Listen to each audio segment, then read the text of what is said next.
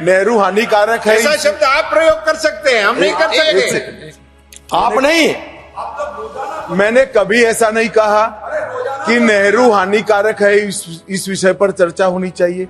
मैंने यही कहा है कि कश्मीर समस्या का मूल कौन था और कैसे था, इसमें उस वक्त के सभी लोगों का रोल क्या था, इस पर चर्चा होनी चाहिए। और ये कह रहे नेहरू, हमारी बेंचेस से कोई नहीं कहता कि नेहरू हानिकारक थे, मगर अब यही कह रहे हैं नेहरू हानिकारक थे, तो हम क्या कर सकते हैं। अधीर रंजन चौधरी जी, कितना 15 मिनट? सर, कल से ये सदन में चर्चा हो रहे हैं दोनों बिलों पे। सर, मुझे बड़ा ताजुब लग रहा है कि हमारे कानून मंत्री रविशंकर प्रसाद जी, मतलब फॉर्मर कानून मंत्री, हमारे और एक कानून मंत्री किरण रिजिजू जी भी, और हमारे कल और एक हमारे मंत्री, ये सारे हर बात में नेहरू जी को लेकर सदन में आते हैं और नेहरू जी के खिलाफ सारे गाली गलौज बरसाते हुए वो सोचते हैं कि आपने सारे बात आलोचना, अच्छा ठीक है, आलोचना, अच्छा आलोचना, गाली गलौज मतलब आलोचना। कल जितेंद्र सिंह भी घुमा फिरा के, जब हम कुछ अलग बात पूछ रहे थे तो सारे घुमा फिरा के चले आते हैं नेहरू पे। अरे ये 70 साल की सुनते थक गए हैं। अभी तो मैं ये कहना चाहते हैं कि अमित शाह जी और सारे मंत्रीगण, मैं आप लोगों से गुजारिश करते हैं, हमारे स्पीकर साहब की दौरान एक दिन, ये सदन चलते चलते एक दिन एक डेजिग्नेटेड डे हो, जिसमें कश्मीर और नेहरू जी और क्या उनका गलती, क्या सच, सब खुले आम चर्चा किया जाए। मैं चुनौती देता हूं, मैं चुनौती देता हूं जी, हम तैयार हैं। आप तैयार करो, आप अधीर रंजन जी दरखास्त दें, हम तैयार हैं। मैं दरखास्त अभी कर लूं चर्चा, अभी दे दिए हैं, अभी चर्चा करने के लिए तैयार हूं मैं।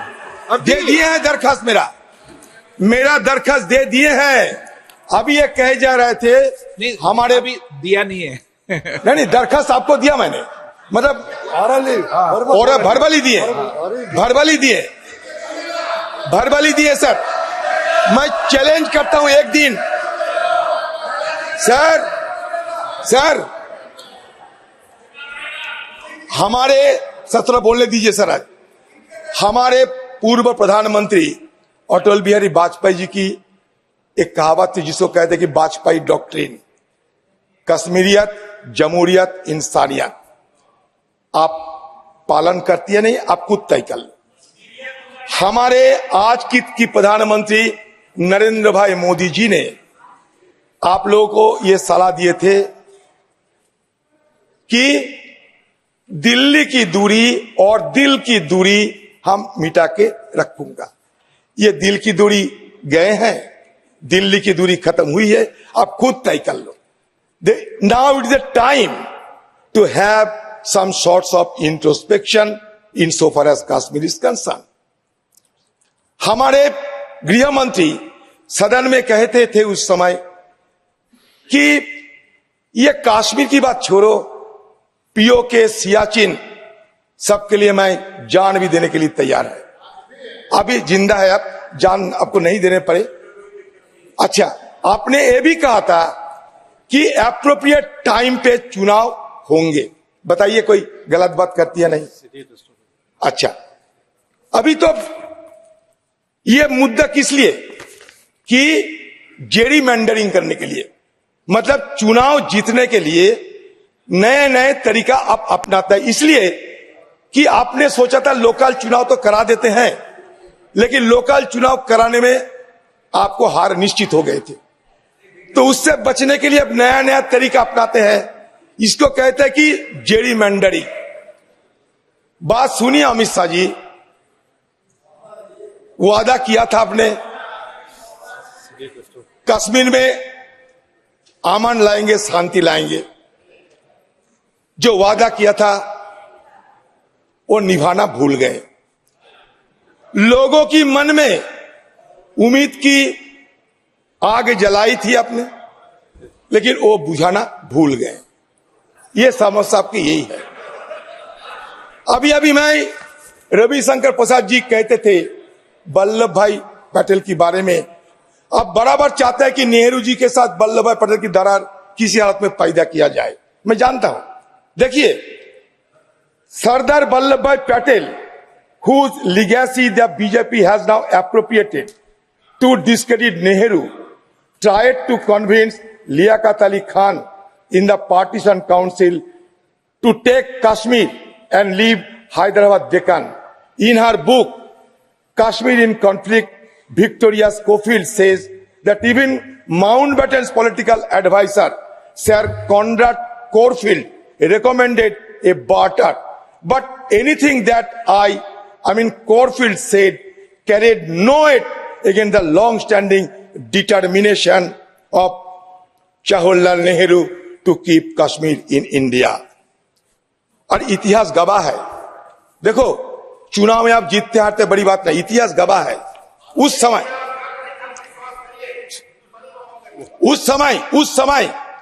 अगर घाटी की मुसलमानों ने, शेख अब्दुल्ला की अगुवाई में मुसलमानों ने नेशनल कॉन्फ्रेंस अगर सहायता ना करते तो कश्मीर को हमारे साथ रखना थोड़ा मुश्किल हो सकता था।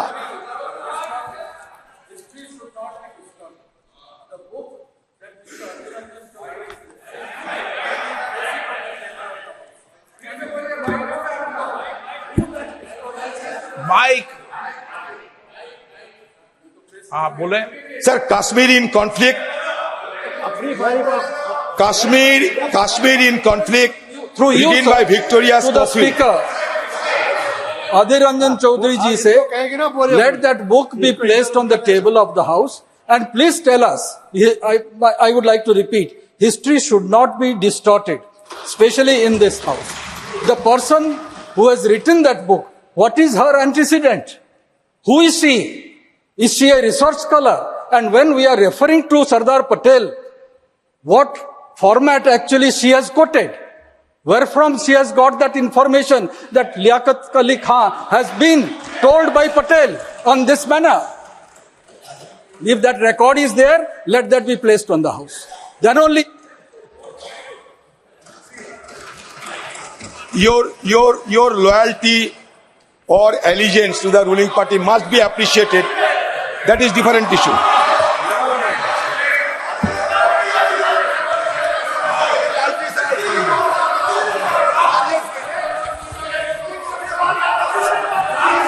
अधीर रंजन जी।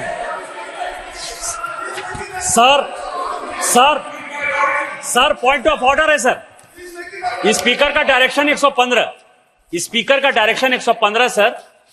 उसमें कोई मेंबर यदि गलत बात कह रहा है तो किसी मेंबर को अधिकार है उसको सुधारने का। अभी इन्होंने कश्मीरियत की बात कही सर, नया कश्मीर और कश्मीरियत शेख अब्दुल्ला का बात था, नारा था, वो अटल बिहारी वाजपेयी का नारा कभी नहीं रहा है। ये उनका क्वाइन है।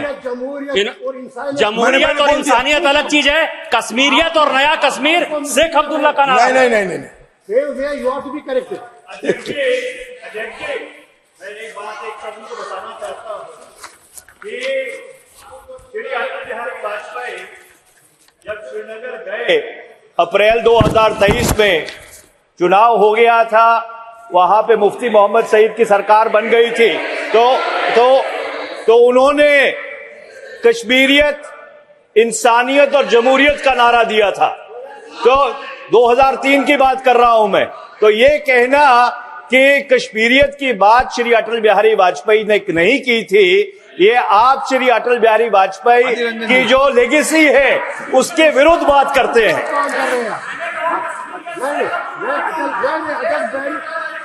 वो नया कश्मीर था, वो नया कश्मीर।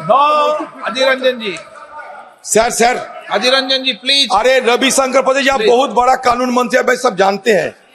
मैं आपको और एक बात कहना चाहता है, प्रसाद जी, रविशंकर प्रसाद जी, और एक बात, एक मिनट, और एक बात करना चाहते हैं।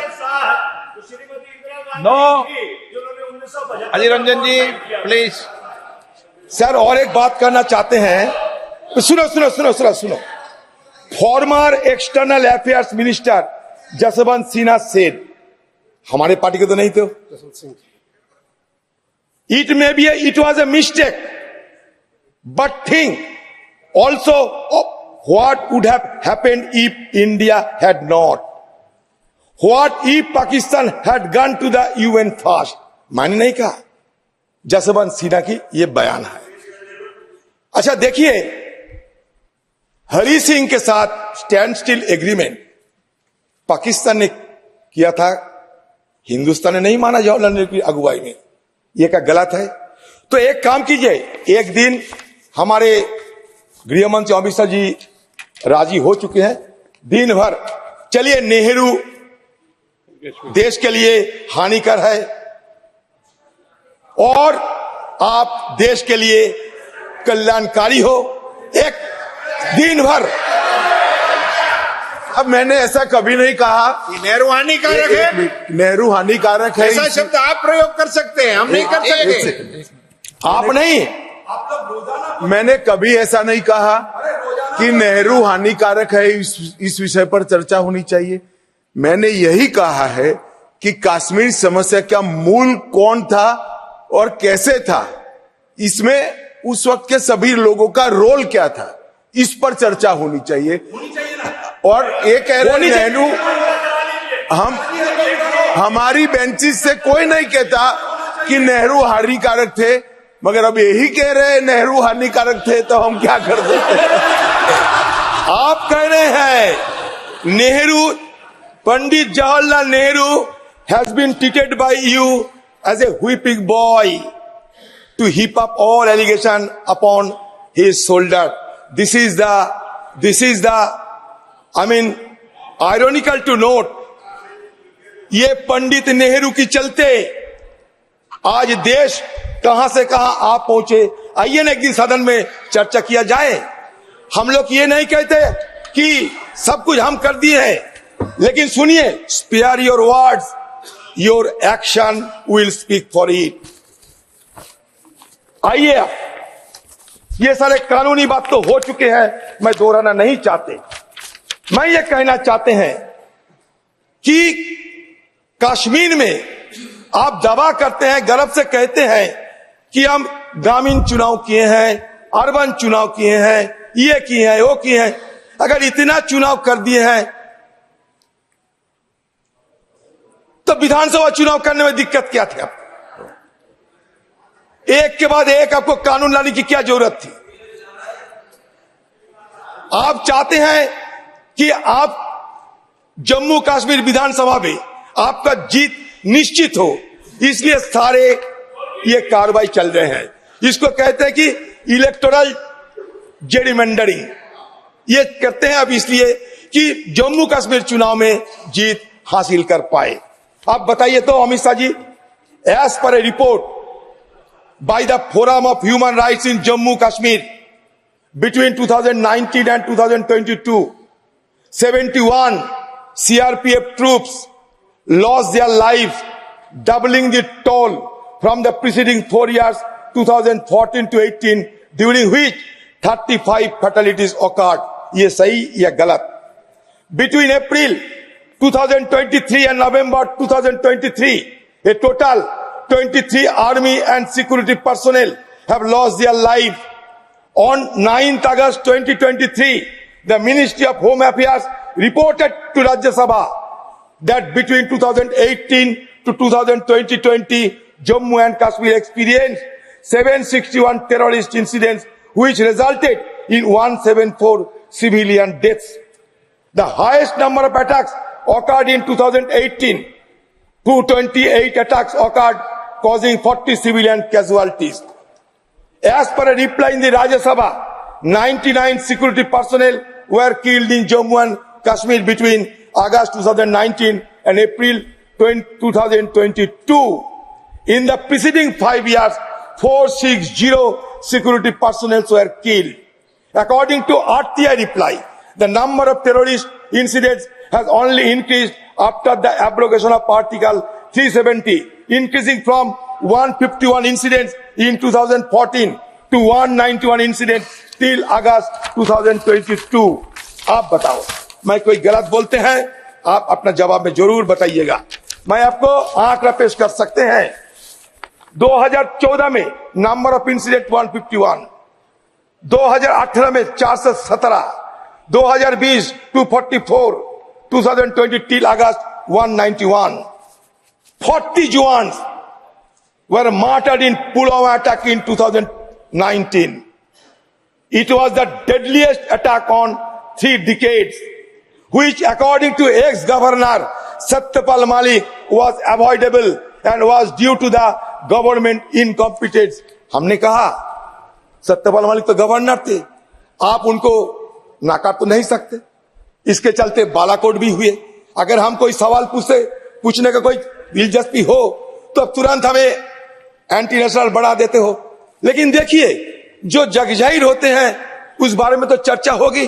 1971 में इंदिरा गांधी जी की अगुवाई में हमारे जहांबाज फौजों ने पाकिस्तान को हराया था, बांग्लादेश को गठित करने में मदद की थी। 93,000 पाकिस्तानी फौजों को हिरासत में लिया था। उसके बाद शिमला एग्रीमेंट हुई, सब जग जाहिर है। लेकिन बालाकोट के बारे में अगर कुछ पूछा जाए तुरंत हम एंटी नेशनल बन जाते हैं। अरे हमारा जहांबाज फौजों पे पूरा भरोसा है और वो बालाकोट की चलते उस समय हमारे एयरक्राफ्ट, हमारे हेलीकॉप्टर, उसके साथ हमारे ऑफिसर, उनको भी शहादत लेने पड़ी। ये सब तो जग जाहिर है। तो सवाल अगर किया जाए, जानने की अगर कोई दिलचस्पी रहे तो गलत नहीं है। आप बताइए कि सत्यपाल मलिक ने जो कहे हैं वो गलत कहे हैं। Despite claims of reduce terrorist attack, information from the Ministry of Home Affairs reveals that between August 2019 and July 22, the region witnessed an average 3.26 terror attack casualties per month, compared to 2.8 fatalities per month in the nearly 5 years preceding the abrogation. Amit ji, मैं recent घटना बता रहा हूं आपको, एकदम recent.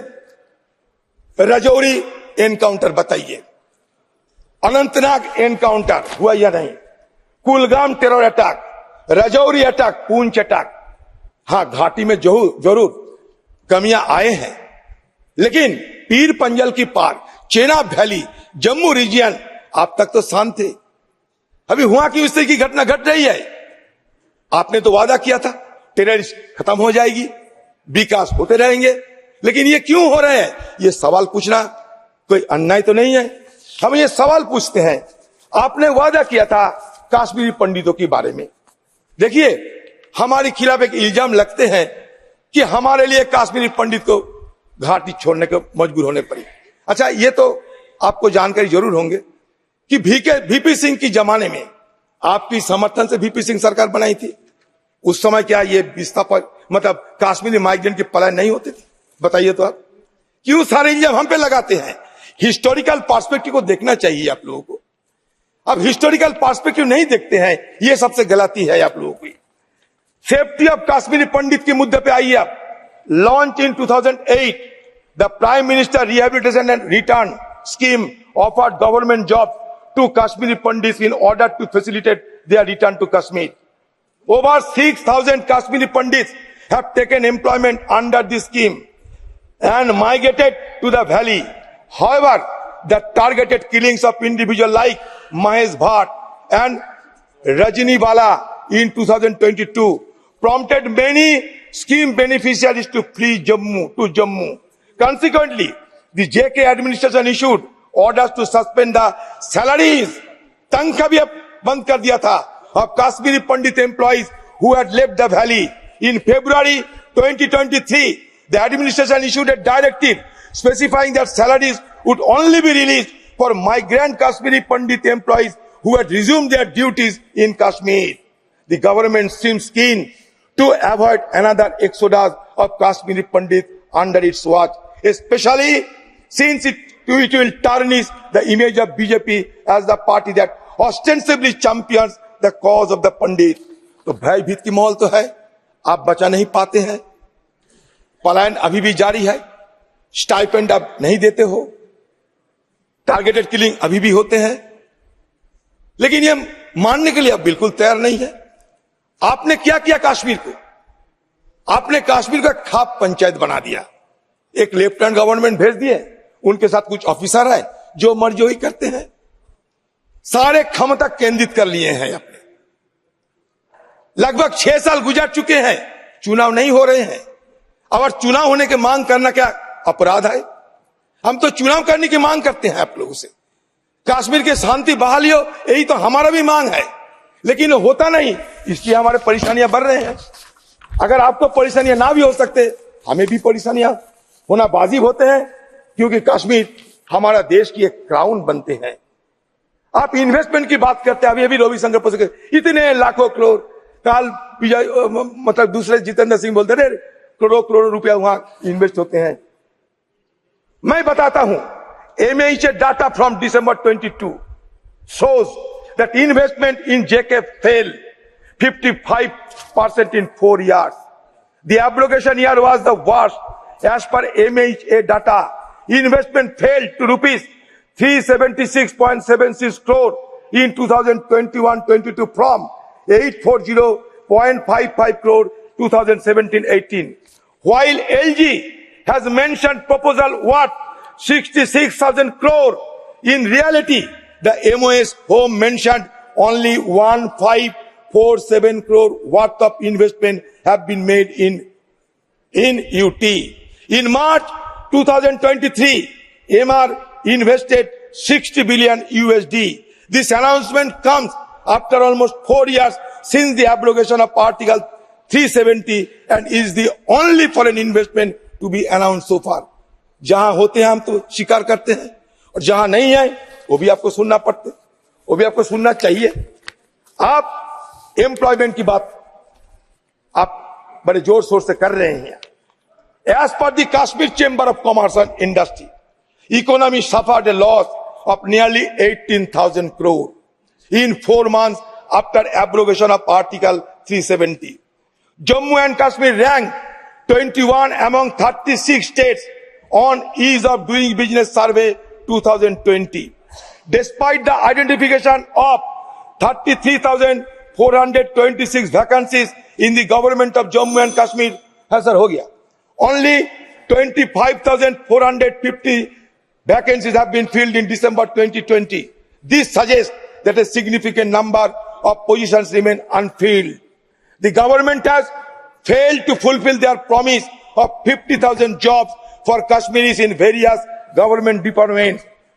A February 2023 in a reply to the parliamentary question shows that while vacancies are being identified and advertised, the process of filling these vacancies is not immediate. This could result in a time lag between vacancy identification and actual employment. According to the periodic labor force survey 2020-2023 conducted by the National Sample Survey Office, the estimated unemployment rate among individuals aged 15 to 29 years in Jammu and Kashmir was 13.7%. अब कहां जाओगे? Education की हाल वही है, health का हाल वही है। Prevalence of anemia in children between 6 to 59 months of age increased from 53.8% in 2015 16 to 72.7%. Sir, इसीलिए कहता हूं कि सदन के अंदर हां को ना और ना को हां करने में आप लोग को माहिर आप जरूर मानते हैं। कभी कभी सफेद को काला, काले को सफेद करने में आप लोगों की बड़ी बड़ी स्किल है, बड़ी चतुरता है, लेकिन असलियत तो यहां बता दिए हैं। देखिए, एक चुनाव में आप लोग जीते हैं, इसका मतलब ये नहीं दुनिया जीत लिए हैं। आम लोगों की वोट किसी की जेब के अंदर कोई फिक्स डिपॉजिट नहीं है, जेब के अंदर फिक्स डिपॉजिट नहीं है आम लोगों की वोट। ये मान के चलिए, आज जीत हुआ इसका मतलब ये नहीं कि कल आपको जीत सुनिश्चित है, ये मान के चलिए। ज्यादा अहंकारी मत बनो। ये अहंकार आप लोगों को फिर धूल चटने में मजबूर करेगी। ये जो अपने दो जो विधा के लाए हैं, इसमें एक बड़ा चतुरता है। जम्मू में ज्यादा सुविधा दिया करो, कश्मीर में सुविधा को कटौती करो, और सारे पॉपुलेशन के अंदर एक भेदभाव पैदा करो। यही तो है ना आपका मकसद। आप 35A तो हटा दिए, लेकिन डोमिसाइल लॉ के लिए जम्मू में भी मांग उठ रहे हैं, लद्दाख में भी मांग उठ रहे हैं। इसके लिए कोई जवाब आपके पास है?